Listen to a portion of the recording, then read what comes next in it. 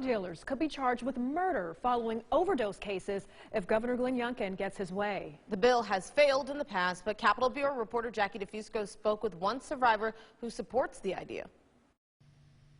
Stephanie Crowder just lost her son's father to a fentanyl overdose. That's Matt and that's me. His photo now covers her Narcotics Anonymous book. You either got to get clean or you're going to die.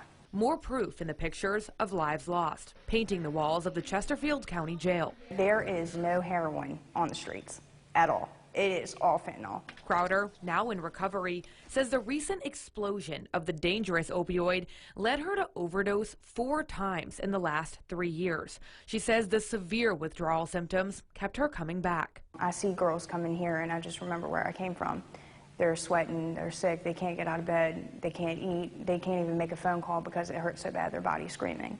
It's heartbreaking. As the heartbreak multiplies, Governor Glenn Youngkin is pushing for a bill that would charge drug dealers with felony homicide following fatal overdoses. Chesterfield Sheriff Carl Leonard says the clear statement would make these cases easier to prosecute and quadruple the maximum punishment to 40 years in prison.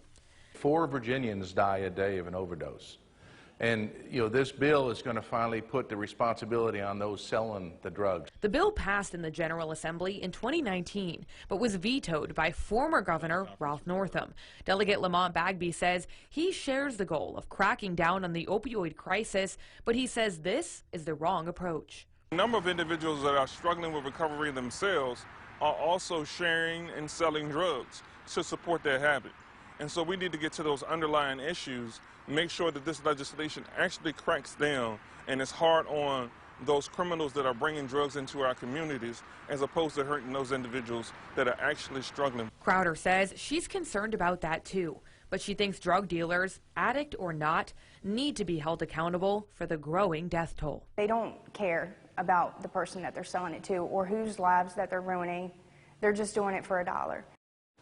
Now we're expecting this bill to be revisited during the 2023 session, which kicks off in January. Live in the studio, I'm Jackie DeFusco, 8 News.